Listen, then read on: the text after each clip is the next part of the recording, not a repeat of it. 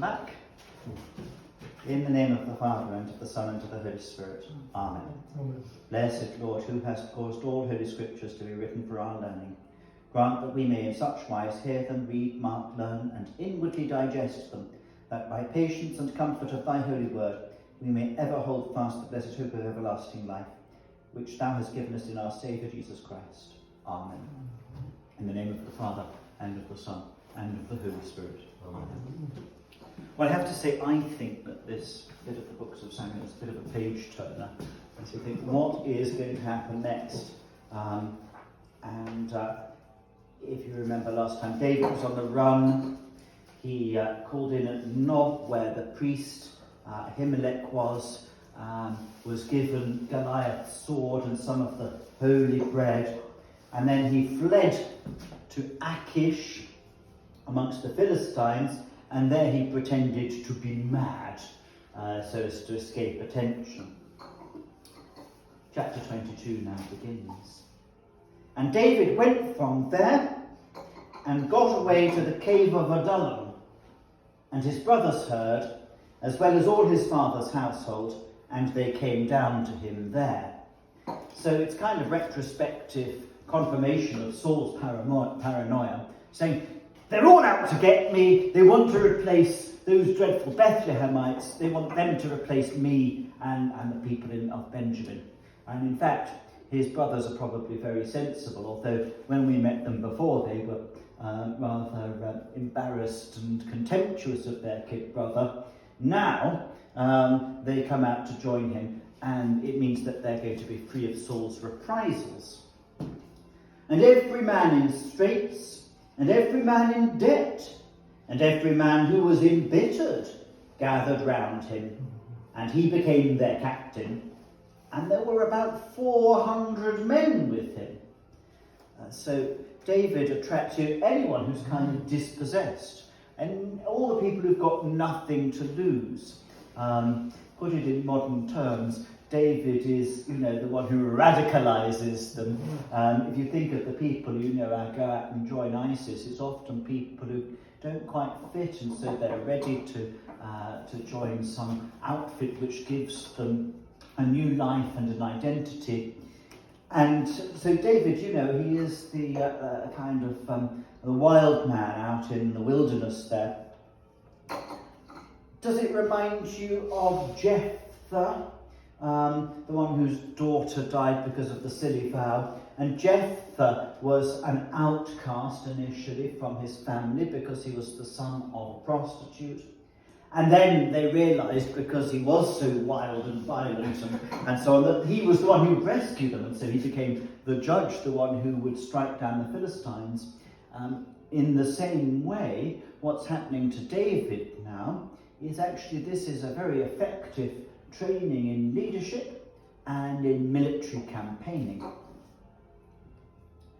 And David went from there to Mizpeh of Moab, and he said to the king of Moab, pray, let my father and my mother come out with you until I know what God will do with me. And he led them into the presence of the king of Moab, and they stayed with him all the time that David was in the stronghold. This is initially quite surprising. The Moabites have always been enemies of Israel, and yet David takes his elderly father and mother and takes them to the king of Moab and says, look after mum and dad, because Saul's out to get me. However, David has a connection with Moab. Do we remember what it is? Is this going back to Ruth? Yes, well done. Gold star to Adrian. David's great-grandmother was a Moabitess. So we can take it as certain that he must have family connections in Moab. And notice that he doesn't just go to any Moabite, he goes to the king of Moab and says, look after my parents. Well, according to the Midrashic tradition, Ruth was in fact the daughter of Eglon. Eglon was the one in the book of Judges whom Ehud, who was left-handed, came in and stabbed him in his great big belly and the waste came out behind him, and nobody disturbed Eglon because the stench made them think, well, he's relieving himself. He's using his privy chamber. And Ehud therefore managed to escape. But how extraordinary that perhaps Eglon, this big fat Moabite king, should be the great-great-grandfather of David. Why would this be? And again, the Midrashic tradition says, well, he merits this to be the father of Ruth, and therefore the grandfather of Jesse and the great-great-grandfather of David, because when Ehud came and said, I have a message from the Lord to you, Eglon stood up. So that one mark of respect to the Lord merited him all those things. More than that, of course, if that is the case, he is the ancestor of Christ himself, which I think is quite a nice idea, because it shows how Christ in his humanity takes to himself all of the worst of humanity, that he really does redeem the whole of fallen mankind. So David's mum and dad stay with the king of Moab. And Gad the prophet said to David, you must not stay in the stronghold. Go and come you to the territory of Judah. Gad the prophet, we've not met him before. We're not given an introduction to him. We will meet him again. He's the one who says to David that the Lord is angry with him for numbering the people. When David's king and he conducts a census, I always have this fear every October when we have to count the numbers at maths. I think of King David, but I feel as the bishop's asked us to do it, it's he who will have to make the choice between falling into the hands of man or falling into the hands of God. David, of course, chooses to fall into the hands of God, and so the plague rages until he prays and he sees the angel sheathing his sword on the threshing floor of Araunah the Jebusite. And David buys that threshing floor from him and constructs an altar there, again with the advice of Gad, and that's the last time we meet Gad. And that threshing floor is today the site of the Dome of the Rock, and so it was the site of the temple. That's why the temple was where it was. So that's who Gad is. He's a prophet, and he tells David that he should leave the stronghold, go to the land of Judah. And there's a great contrast, isn't there, between Saul, to whom the word of God is now closed. Saul cannot determine God's will, or he doesn't listen in order to be able to do so. I think that would be theologically a better way of saying it, but Saul is unable to discern what God wants of him, whereas David, gets sent a prophet and told, do this and you'll get out of trouble. And David went and came to the forest of Hereth. And Saul heard that David was discovered, and the men who were with him, and Saul was sitting in Gibeah under the tamarisk on the height, his spear in his hand, and all his servants poised in attendance upon him. Given what we know Saul does when he's got his spear in his hand and he gets angry, he tries to kill David, he tries to kill Jonathan, we should be a bit afraid when we hear that Saul has just found out where David is and has got his spear in his hand. And Saul said to his servants poised in attendance upon him, listen, pray, you Benjaminites, will the son of Jesse give every one of you fields and vineyards? Will he make every one of you captains of thousands and captains of hundreds, that all of you should have conspired against me, and none revealed to me when my son made a pact with the son of Jesse, and none of you was troubled for my sake to reveal to me that my son has set up my servant to lie in wait against me as on this very day? So, number of things there. Saul is furious. He can't bear to name David. He's just the son of Jesse. And in this speech he reveals something about what he's been like as king. He says, all you Benjaminites here, why didn't you tell me that Jonathan and that son of Jesse, my son, has made a pact with him? I gave you fields. I gave you vineyards. I made you captains of hundreds. I made you captains of thousands. Will the son of Jesse do that? And it's an echo of what Samuel said in chapter 8 of the first book of Samuel. He said, all right, you have a king. He'll take your vineyards. He'll take your fields. He'll take your sons and put them in the army. And we learn this is exactly what Saul has done. He's enriched his own clan, his own tribe, Benjamin, and he's done so at the expense of the whole people. And also he's paranoid. He says, oh, you must have known this. Why has nobody told me this? And interestingly, they're silent, and Doeg the Edomite, who was poised in attendance with Saul's servants, spoke out and said, I saw the son of Jesse coming to Nob to Ahimelech, the son of Ahitub. And he inquired of the Lord, and provisions he gave him, and the sword of Goliath the Philistine he gave him. So the sneaky Doeg, who is there at Nob when David comes to the priest, he snitches. None of the Israelites tell, but this foreigner does. And he tells Saul 3 things that David did, and 2 of them are true. So, yes, he was given the sword of Goliath. Yes, the priest fed him. But when he says, and he came to inquire of the Lord, he's speaking very specifically of coming and asking for an oracle. And as we'll see, that seems to be something that's given specifically for the king. But this is guaranteed to drive Saul mad, given that we know that Saul cannot get an answer from God. So if David's come to the priest and got an answer from God, he's usurped the kingship just by doing that. And the king sent to summon Abimelech, the son of Ahitub, and all his father's household, the priests who were in Nob.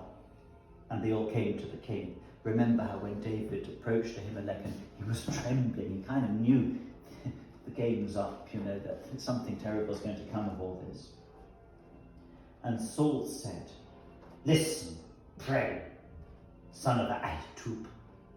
This is how he addresses Abimelech. It's very rude.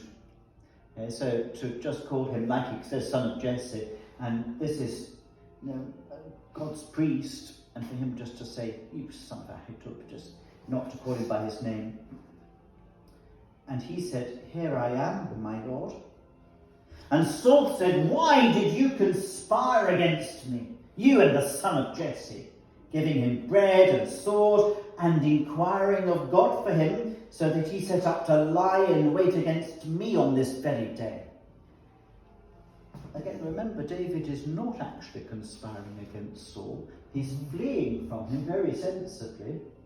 But has David lifted a hand against Saul at any point? No, and we'll see furthermore how he never does. And Ahimelech answered the king and said, and who of all your servants is like David, loyal, and the king's son-in-law, and captain of your palace guard, and honoured in your house? So either Ahimelech is very stupid, or he's trying to say, but hang on, king, you made him your son-in-law, you made him captain of the palace guard, you honoured him in your house, and you're complaining to me that I received him. What was I meant to do? Did I this day for the first time inquire of him of God? Far be it from me. So he denies that he says, but I didn't inquire of God for him. That's for the king, and I didn't treat him like the king. I treated him like the king's servant. Let not the king impute anything to his servant, or to all my father's house, for your servant knew nothing of all this, neither great nor small. And the king said, you are doomed to die, Ahimelech, you and all your father's house. And the king said to the sentries poised in attendance upon him, turn round and put to death the priests of the Lord, for their hand too is with David, for they knew he was fleeing and did not reveal it to me. Well, they didn't know he was fleeing because David said he was on the king's business. And Saul has not given them a fair trial. And whereas with Amalek, God and Israel's enemy, he spared him for the hope of his own gain, when he comes not just to his own people, but actually to the high priest, without a trial, he tells his servants to slay them. And the king's servants did not want to reach out their hand to stab the priests of the Lord. So, although Saul has gone mad, actually we see here he hasn't necessarily infected those around him. They will not lay their hands against these men who are set apart for God's service. And the king said to Doeg, "You then turn round and stab the priests." And Doeg the Edomite turned round, and he it was who stabbed the priests. And he put to death on that day 85 men who wore the linen ephod. And he struck down Nob, the priest's town, with the edge of the sword, man and woman, infant and suckling, ox and donkey and sheep, all by the edge of the sword. So effectively, this priestly town of Nob was put under the ban, even though actually it's the opposite of what Saul should have been doing.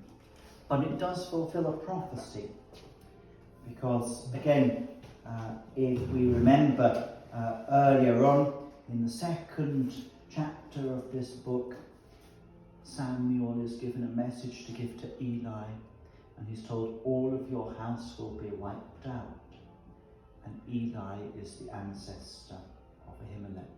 And this is the moment when that prophecy comes true, although there's one exception.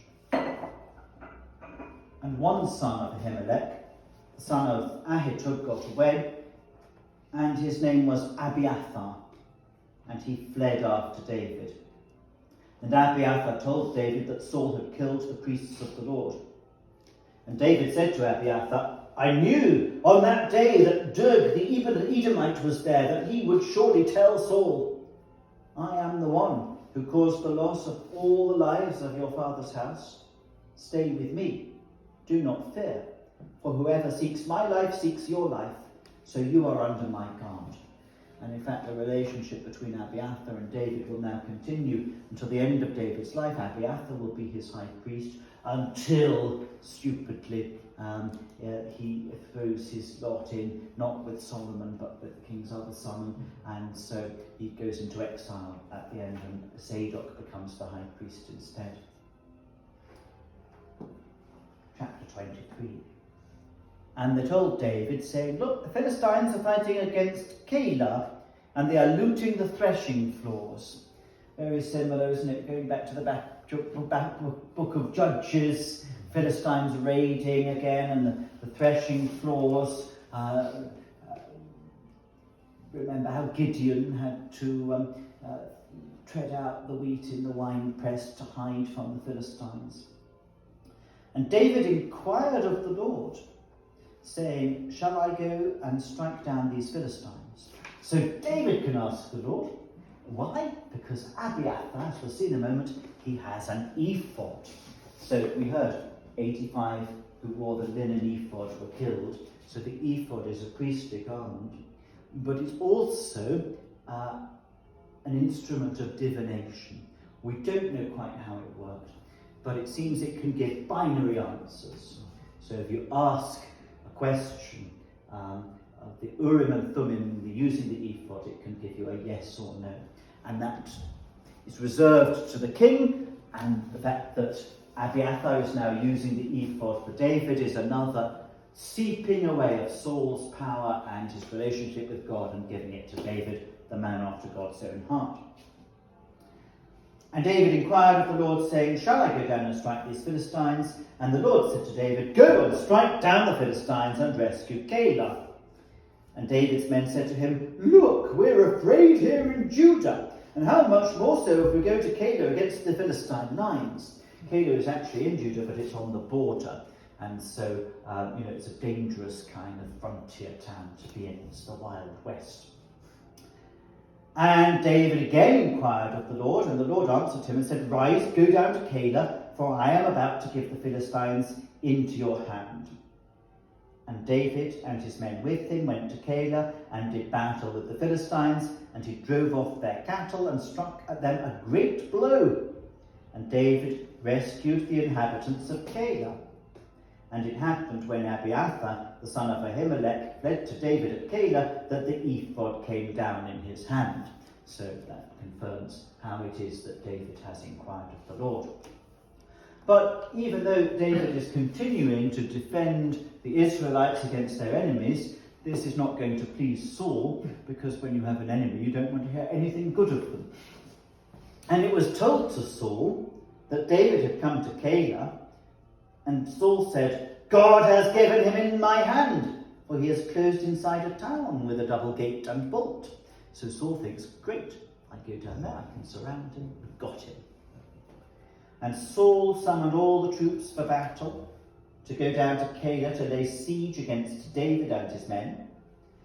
And David knew that Saul was scheming evil against him, and he said to Abiathar the priest, "Bring forth the ephod." And David said, "Lord, God of Israel, your servant has indeed heard that Saul seeks to come to Keilah to destroy the town on my account.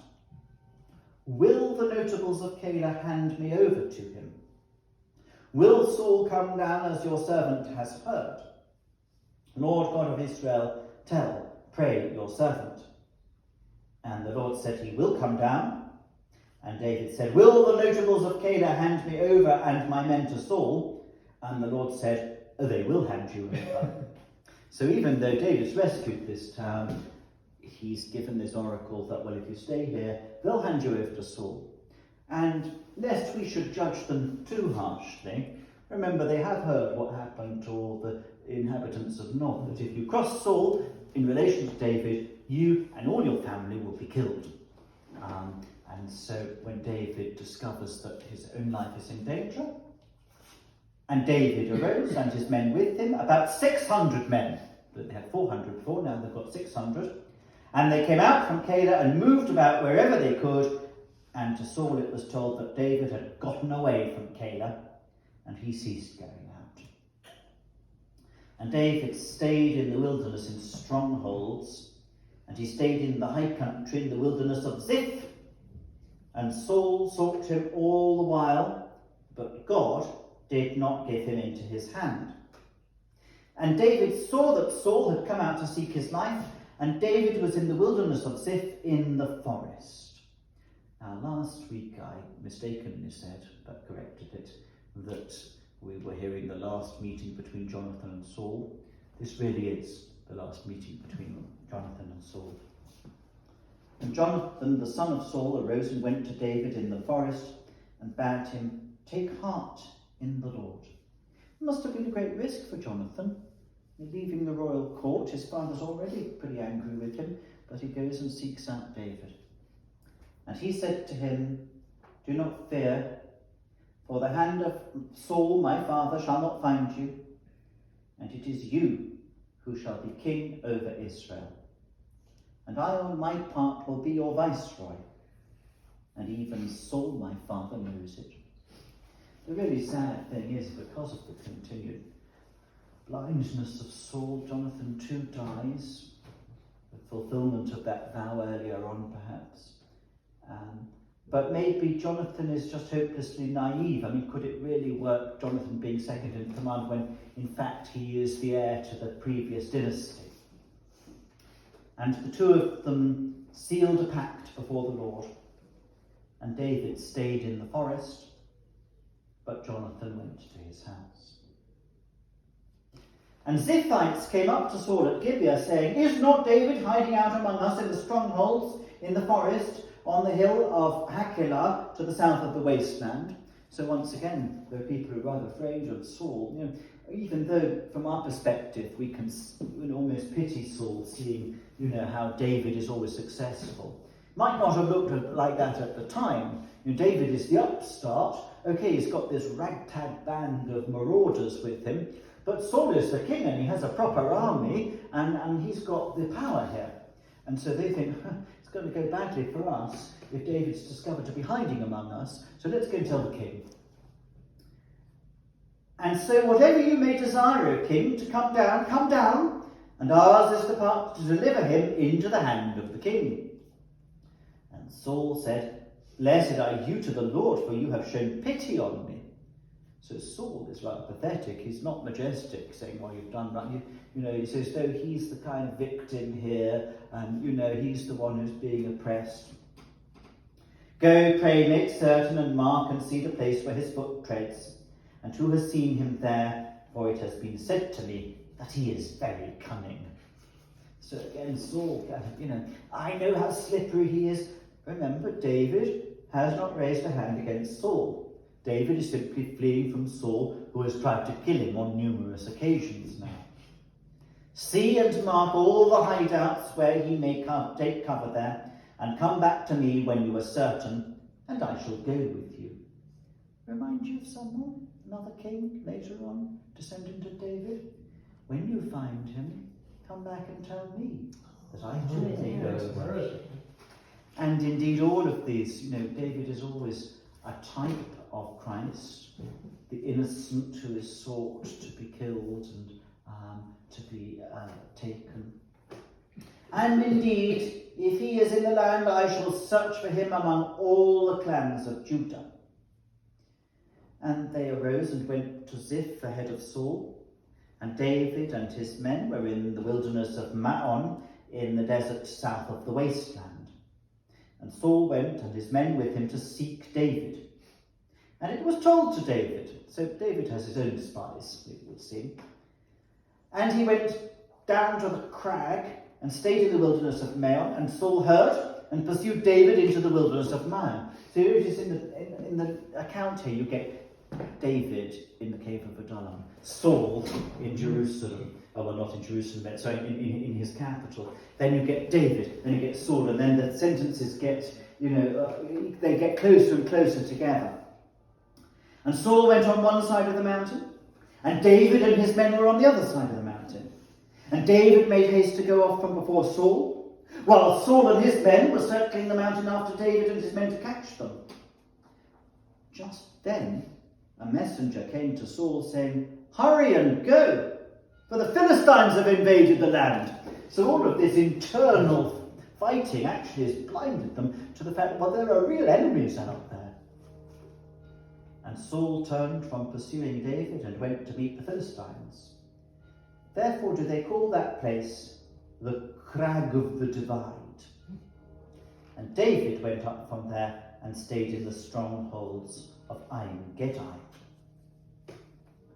And it happened, when Saul turned back from the Philistines, that they told him, saying, Look, David is in the wilderness of En-Gedi. And Saul took 3,000 picked men from all Israel, and he went to seek David over the rocks of the wild goats. And he came to the sheepfolds along the way, and there was a cave there. And Saul went in to relieve himself, while David and his men were sitting at the far end of the cave. I'm told there's something called sort of the Living Modern Language Bible, published in America, where it actually says, and Saul went into the cave to use the bathroom. So it's this sort of comic scene, isn't it? In Saul goes, but actually David and his men were at the other end of the cave. Very undignified.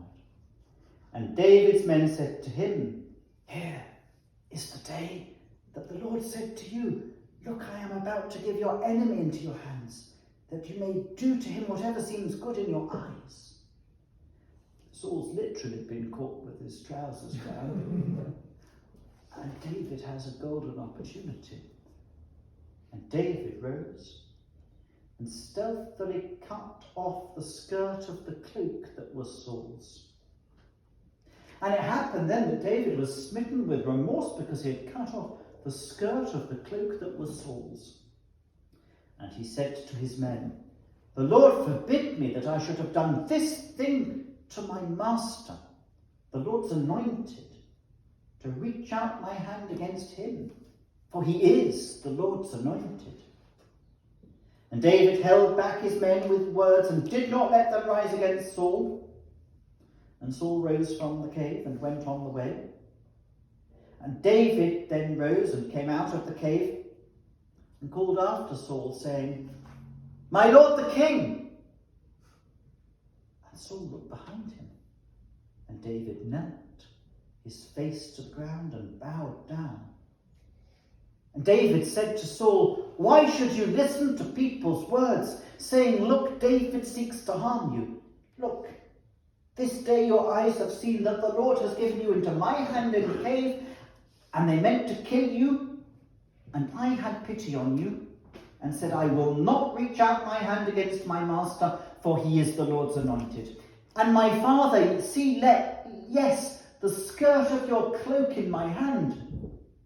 For when I cut off the skirt of your cloak and did not kill you, mark and see that there was no evil or crime in my hand, and I did not offend you, and yet you stalk me to take my life. Let the Lord judge between me and you, for the Lord will avenge me of you, but my hand will not be against you. As the proverb of the ancients says, from wicked men does wickedness come forth, but my hand will not be against you. After whom has the king of Israel come forth? After whom are you chasing? After a dead dog? After a single flea? The Lord will be arbiter and judge between me and you, that he may see and plead my case and judge against you. And it happened when David had finished speaking these words to Saul, that Saul said, Is this your voice, my son, David? It's a really powerful scene. Remember the great speech that David made before Goliath, and this, I think, comes just after it. It's amazingly eloquent, and Saul is just convicted, isn't he? Here's the skirt of your cloak. If you think that I'm out to kill you, why have I got this? There's no answer to it. Robert Alter says, David outdoes himself in his peroration by professing his humble station. A dead dog was proverbial in ancient Israel as a contemptible, worthless thing. But David goes the idiom one better by saying he is scarcely more important than a single flea on a dead dog's carcass. A brilliant adaptation to the prose of the logic of intensification of biblical poetry, in which a term introduced in the first line, or part of the line, is raised to the second power semantically in the parallel second half. So just like David, Saul has killed his thousands, David his tens of thousands. You're out to kill a dead dog, the flea on the corpse of a dead dog. And it is, he's got 3,000 men to catch this flea, basically. And then Saul says, Is this your voice, my son, David? These first words of Saul's response to David are one of the most breathtaking instances of the biblical technique of contrastive dialogue. David's speech had been, by biblical standards, quite lengthy and very much a speech beautifully crafted, a piece of rhetoric, with complex political aims in mind. In other words, David, for all time, is proving before history, I am innocent. Saul has done all this. I stand before him with clean hands. Saul responds with 4 choked Hebrew words. Haklochla, Zebeni David, you, my son, David. And he has this sudden loving response, and yet at the same time he knows that he's defeated. It's one of these extraordinary reversals that make biblical narrative such a probing representation of the oscillations and unpredictability of human nature. David's words have cut to the quick of the king's conscience, and suddenly the obsessive pursuer feels an access of paternal affection intertwined with remorse for his imagined enemy. And Saul raised his voice and wept. And he said to David, "You are more in the right than I, for it is you who requited me good, whereas I requited you evil." That reminds us of something. Remember Judah, when Tamar, his daughter-in-law, sends the tokens, "By the man who gave me these am I with child." And Judah's conscience is struck, and he said, "She is more righteous than I am." Now Saul says of Judah's descendant, "You are more in the right than I, for it is you who requited me good, whereas I requited you evil. And you today have wrought good with me, when the Lord delivered me into your hand, and you did not kill me. For if a man finds his enemy, does he not send him off on a good way? The Lord will repay you with good for what you have done for me this day. And so look, I know that you will surely be king, and that the kingship of Israel will stay in your hands." Jonathan said that Saul knew that, didn't he? And now Saul himself says it. "And now swear to me by the Lord that you shall not cut off my seed after me, and that you shall not blot out my name from my father's house." And David swore to Saul, and Saul went home, while David and his men went up to the stronghold. Beautiful example of how David defeats his enemy in this case, not by fighting, but by words. He simply proves his innocence to him, and so shames Saul that Saul has no choice, in front of all his men, these 3,000 men, to go back and to leave David alone. And that's a good place for us to stop this week. But next week it continues to be exciting, because we will meet the worthless man Nabal, and better still, we will meet his beautiful wife Abigail. And Abigail, of course, becomes David's wife as a result. Any questions or remarks? Such a good story, isn't it? It's so resonant. You know, do you think 3,000 years later, and we can still gasp, to hear the narrative. Very good. Well, we will move on next time. I pray thee, loving Jesus, that as thou hast graciously given me to drink in with delight the words of thy knowledge, so thou wouldst mercifully grant me to attain one day to thee, the fountain of all wisdom, and to appear for ever before thy face. Amen. In the name of the Father, and of the Son, and of the Holy Spirit. Amen.